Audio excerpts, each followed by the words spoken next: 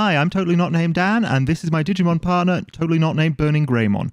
Today I'm here with my fellow tamer, Una, Hi. in order to take a look inside his golden Digi-Egg and see how the deck evolved in a quite unusual manner.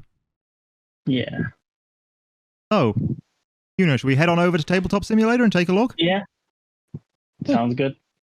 Right, so here we are on the Tabletop Simulator table, and I guess we'll start with explaining a little bit about this. So, what I was looking for specifically was going into BT5, a deck that would deal with all the existing threats, so the yellow decks, Neithhurgmon, Hercules Kabuterimon, and the upcoming Hexablaumon that I was quite scared about. Yeah. So a lot of what I needed was basically just a heavy hitter that I could Digivolve into at any time to get around Hexablaumon's restrictions, and the easiest thing that I could see was Ultramon here. I believe I asked you for a deck for that? Yeah, well, it was just a Ragnalordmon deck I had for a good while, and then it kind of just turned into level 5, 6 spam. Yeah, so almost. It looked a little like this. In fact, it looked exactly like this.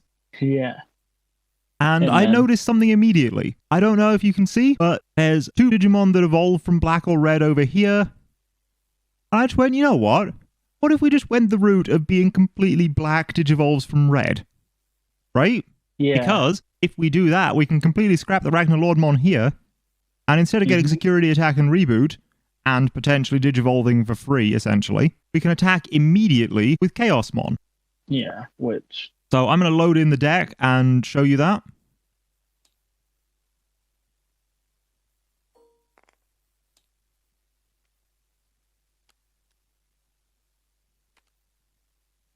Yeah, here we have Chaosmon. Chaosmon is a 6 Digivolution cost, which is pretty darn high. But he gets to unsuspend, attack immediately, and attack a ready Digimon, an unsuspended one. So it gets to take out all sorts of things, including the opposing Chaosmon, potentially, but also your Neithhurgmon, your Hercules Kabuterimon, any of the yellow megas that are a problem, potentially even the Hexablaumon. Yeah. It is excellent removal. It pierces as well. So when we've got all our security stacked under it, that's going to take out the opponent's security quite nicely. Yeah.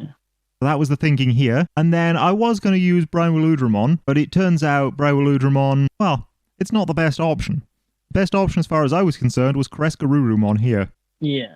It just did a bit more for the deck with you being able to play more things, with it being a lot more aggro. It fits. Kreskarurumon just fits a lot better for it. Yeah, it also gives the backup. So if they hit something like a Gaia Force, it just basically it means you've already got another level 5 ready to go straight to level 6 again, and maybe even level 7 with the Chaosmon.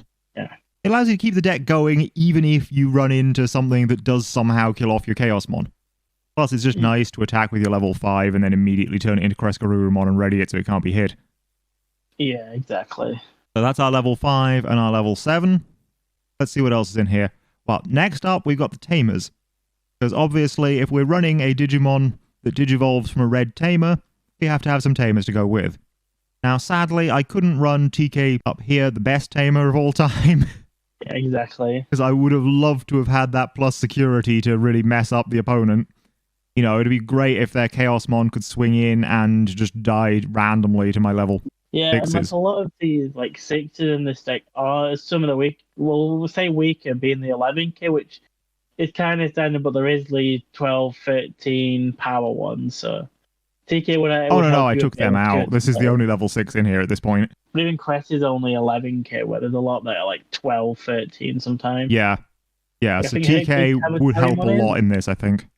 And the other two Tamers I really wanted to run are Nokia here, because would get me into my Agumon a little quicker. Basically just helps with the Digivolution, helps with the playing a Digimon, just really nice value. But no, can't Digivolve from white either.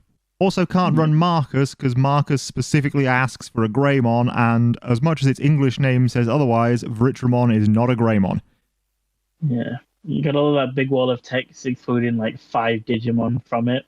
It's excluding 3. But basically, every single thing that asks for Greymon, you're like, ooh, this could work with Burning Greymon. No, there's text that specifically excludes Burning Greymon. And that's why on Tabletop Simulator, I don't use the version of the card that's named Burning Greymon, because it just gets me excited and then disappointed every single time. Yeah. So yeah, the Tamers we have are Tykamia and Tykamia. This one gives plus 1000 DP to everything, so turns Ultramon into potentially a 10k, or even if I get two of them, an 11k on my turn. So it can potentially trade with something like Hexablaumon.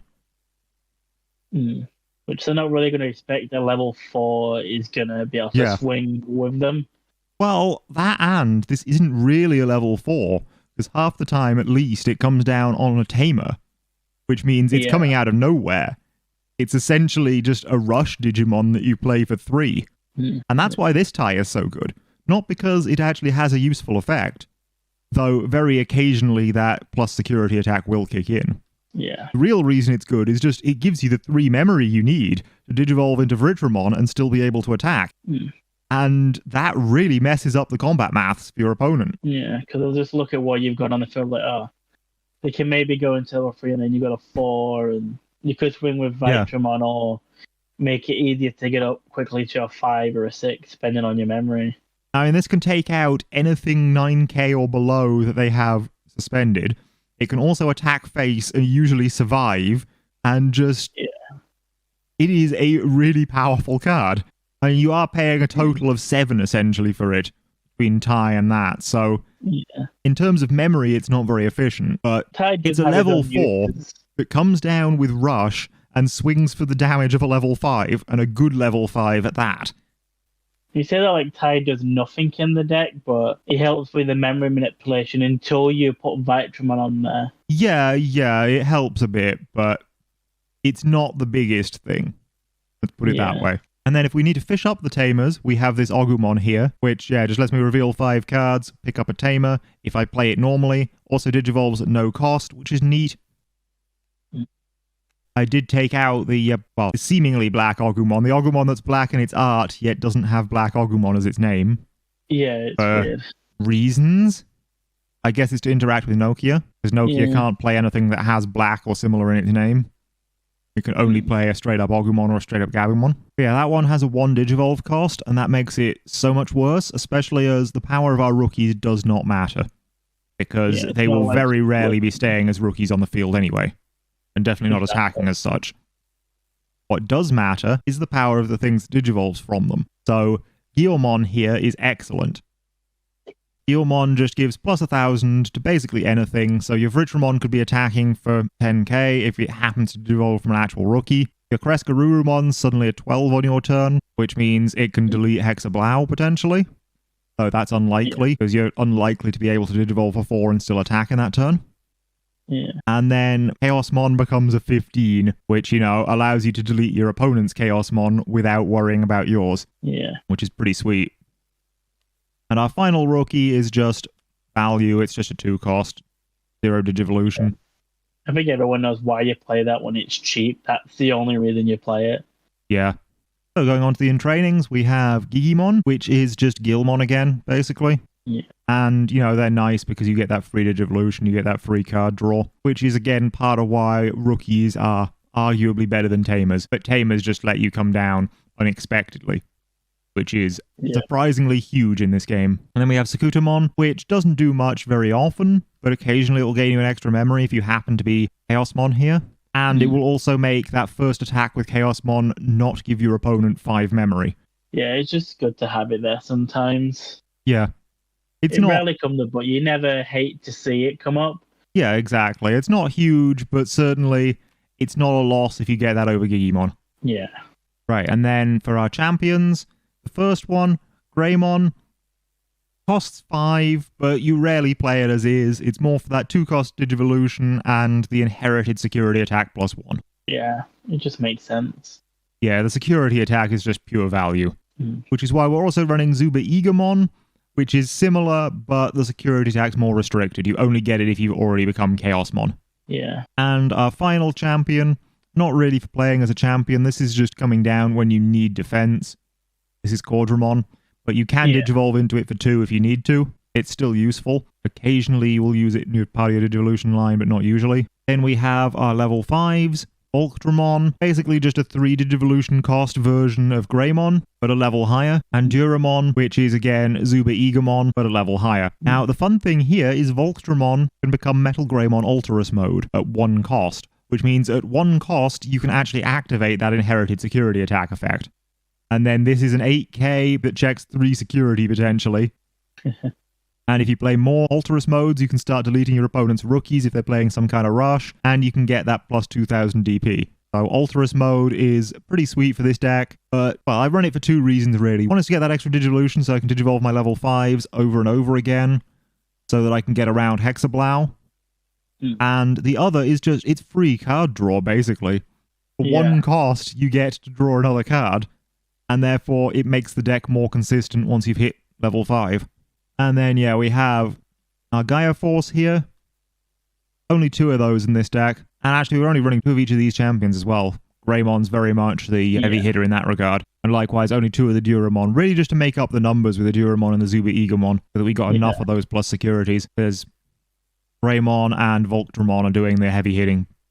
Yeah, only running 2 Gaia Force, which seems a bit low, but it's as many as could fit in the deck without cutting other things. Yeah.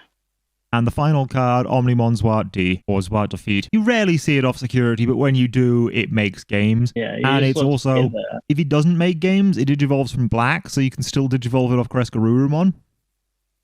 And it's a lot cheaper than Chaosmon. So it has its place, especially as that on-deletion effect is pretty darn sweet. If their Digimon deletes your Zwart Defeat, you just delete the Digimon that deleted it. Yeah. And so it can be a great answer to an opposing Chaosmon. And even sometimes that tame effect does come up sometimes. We're getting rid of like the memory manipulator or like a Sorinjo for Hexablow. Yeah. Yeah, the deleting Tamer is a nice effect.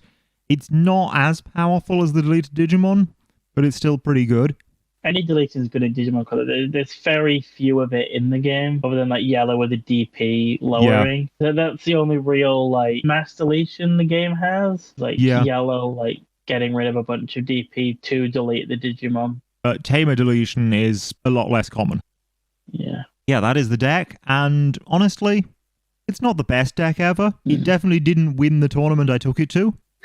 Not gonna lie to you about that, but at the same time, it is a fun and interesting deck. It demonstrates why maybe following a strict color pattern of going from red to red isn't always the best move.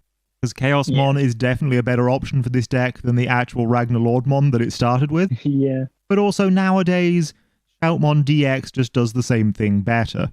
Yeah. Because if it has the right Digivolution sources, this has Blitz, which is very similar to what Chaosmon has. It automatically readies on Digivolution, if I remember correctly, though I can't see where it does that on this. That might be one of its Digivolution sources. I think Greymon gives it to him, if I'm not mistaken. Right, and then one of them also gives it the ability to attack ready Digimon. So basically, it fights like Chaosmon, but as a level 6 for less memory, and in red, so you don't have to do this convoluted go through black and pay 6 for a level 7. Yeah. Chaosmon is still a bit bigger. I still prefer Chaosmon, but honestly, Shoutmon DX is the better deck, and it's just the better version of this deck. Yeah. I would still say it's very worth considering for Ultramon, and any of the other hybrid Digimon that are coming out in the new sets. Because hybrid Digimon are incredibly powerful just from their ability to come down unexpectedly. Yeah. And also the fact that you can't target them before they attack, even though they're not coming from the breeding area. Ultramon is especially powerful because it attacks for 9k, but at the same time, all of them, they're effective. They mess with combat maths, and that is huge in this game. In a game where you can see your opponent's entire board before it attacks, usually. Yeah. Definitely consider Ultramon. Definitely consider Arbamon and all those other ones that are coming out soon. Yeah. Because I think they're like the focus of like one of the new sets coming out. I think they're the focus of BT6, but also they're coming out in BT7 as well. Yeah. And with Susanoo-omon coming out, they're going to be an actual archetype too. So by that point, people might start to expect it. True. Yeah, because don't the new Tamers from BT7 even gives you an inheritable-like effect as well? Yeah, we got Tamers with inheritable effects, which is interesting because it means that rather than having to play this card without playing its cost, security effect where the inherited effect would be. It's now in the text above, which Yeah. means specific types of abilities don't necessarily go in specific places on the card. Mm. Yeah, look forward to that, everyone. I think that's all for now. Catch you next Yeah. time. See ya.